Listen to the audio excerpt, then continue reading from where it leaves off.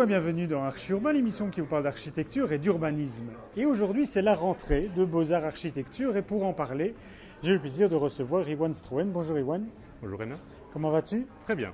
Je parle de rentrée, ça a peut-être déjà été la rentrée, mais on va parler un peu de toute la programmation de cet automne jusque Noël peut-être. Oui. Qu'est-ce qu'on va retrouver cette année? On a une programmation très dense Oui. pendant cette rentrée automne-hiver qui est programmée autour de 3 axes. Oui. Tout d'abord, il y a des expositions. Il y a 2 expositions. Une exposition qui a déjà démarré, celle de Basmet. Oui, tout à fait. Voilà, qu'on retrouvera tout à l'heure.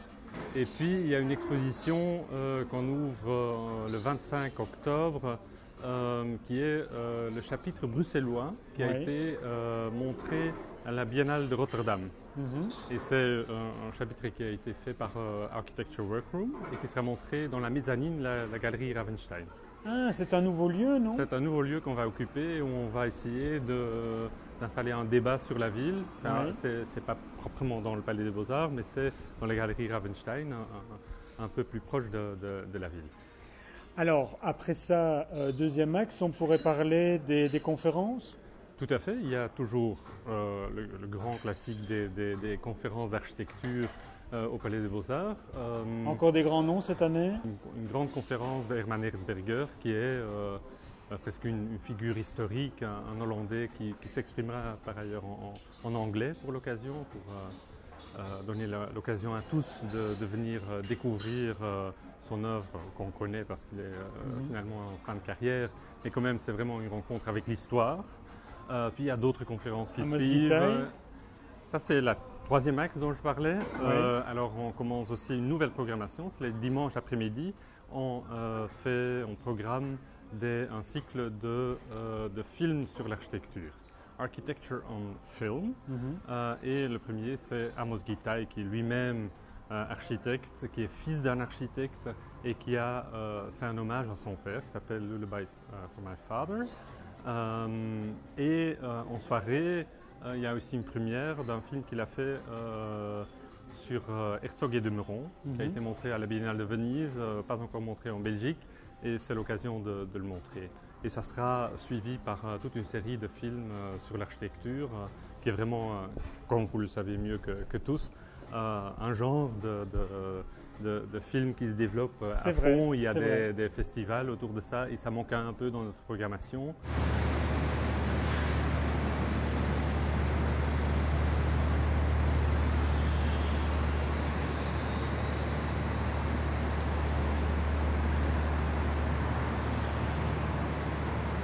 La construction durable, c'est le fait de faire des projets qui contribuent à limiter au maximum l'impact sur l'environnement, que ce soit en énergie, en émissions de CO2, en épuisement des ressources, gestion de l'eau, etc. Et le mieux, c'est d'arriver à des bâtiments qui restaurent même ou qui régénèrent l'environnement.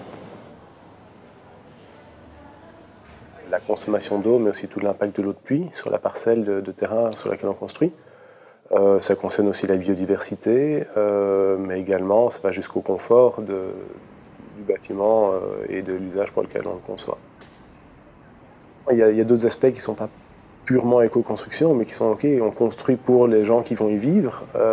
Une chose, c'est de construire des bâtiments performants, qui ont peu d'impact sur l'environnement. Encore faut-il qu'ils soient confortables. Et puis encore faut-il s'intéresser à la manière dont on vit dans ces logements. Et c'est une question vers laquelle on évolue maintenant et vers laquelle Urbani a fait évoluer son positionnement. C'est de comment rendre des immeubles qui sont agréables à vivre. La mission d'Urbani est comment améliorer la qualité de la vie par l'habitat. Et donc, vu qu'on développe des projets résidentiels, on a développé des concepts d'habitat où le lien de proximité entre les personnes, entre les habitants, mais éventuellement ouvert sur le quartier, peut améliorer la qualité de vie des habitants.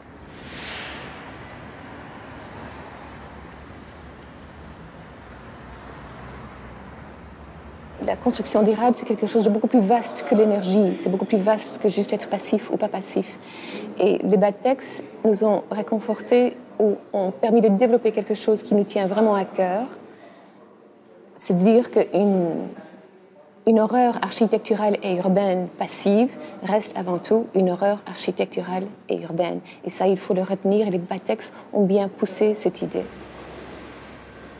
Tous ceux qui n'étaient pas là-dedans tout de suite ont suivi, entre autres parce que légalement il fallait suivre. Je pense qu'il y a un énorme courage politique là derrière. Depuis 10 ans et encore aujourd'hui, en région bruxelloise, dans le domaine de la construction durable. Sans les obligations PEB, 2015, nous ferions sans doute, nous serions dans la bonne mouvance, mais par exemple, nous avons toujours voulu devancer la législation aux années 2005-2010.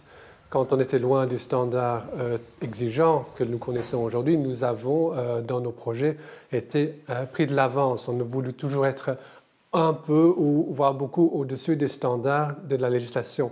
Quelque part, ont été rattrapés par la législation et maintenant dépassés.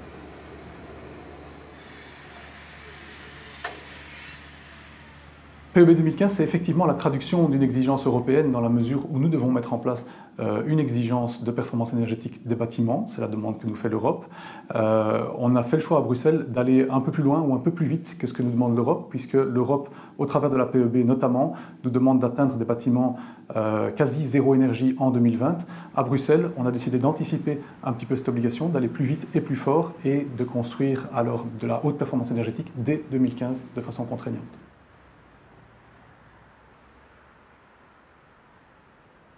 C'est la première région au monde qui a imposé le standard passif.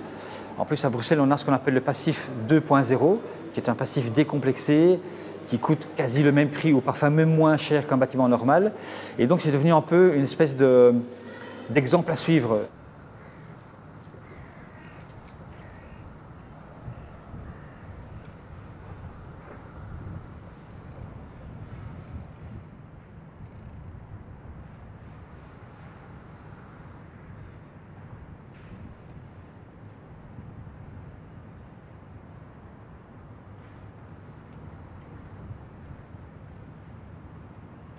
À Bruxelles, on a un nombre impressionnant de bâtiments passifs en rénovation et en neuf. La dernière fois qu'on a fait un recensement, c'était fin 2014. Et là, on comptait à peu près 1 million de mètres carrés de passifs. Dans ces projets-là, il y en a qui sont encore en chantier, encore en construction. Et donc notre agence, donc ADEM, on a fortement contribué à cette expansion puisqu'on a réalisé, je pense, 1/4 de ce million de mètres carrés. Et c'est ça aussi qui fait que maintenant on exporte ça à New York, puisqu'on vient d'ouvrir une agence à New York pour essayer de reproduire au fond ce qui s'est passé ici à Bruxelles en très très peu d'années, d'avoir une explosion de bâtiments passifs. On se retrouve en compagnie de l'urbaniste et paysagiste Basmet. Bonjour Bas. Bonjour. Tu fais donc la toute première expo ici jusqu'au 6 novembre à Beaux-Arts Architecture. On va parler paysage, mais ton exposition parle de paysage à travers 5 médiums. Oui, quand Bruxelles Environnement m'avait demandé de faire une exposition sur le paysage dans le cadre de leur biennale, je me suis dit, est-ce qu'on ne peut pas se poser la question, qu'est-ce qu'un paysage? Oui. Comment est-il conçu? Comment est-il construit? Quand est-ce que le mot paysage a été inventé?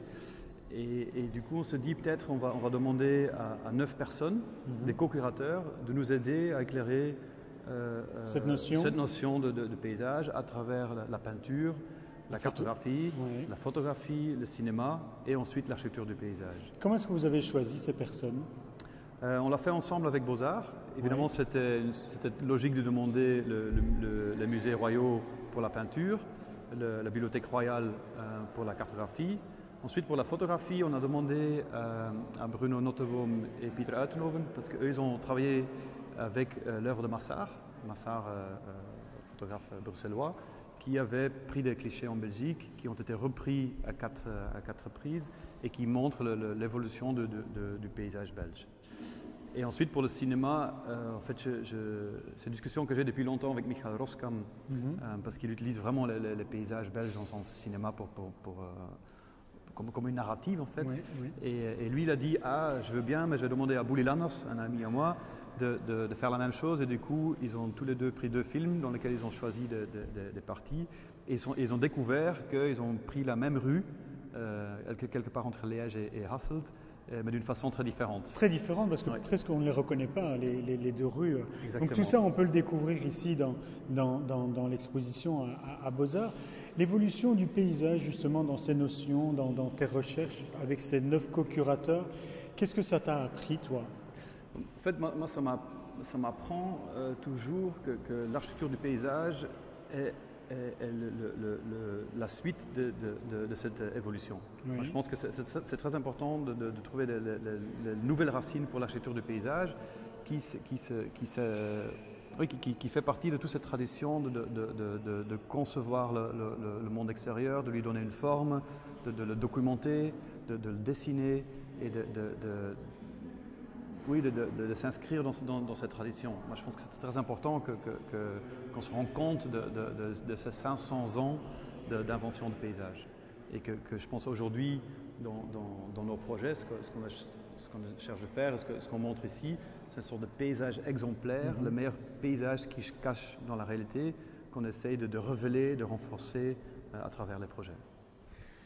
Eh bien, Baz, on viendra voir cette exposition donc, qui est visible à Beaux-Arts jusqu'au 6 novembre 2016.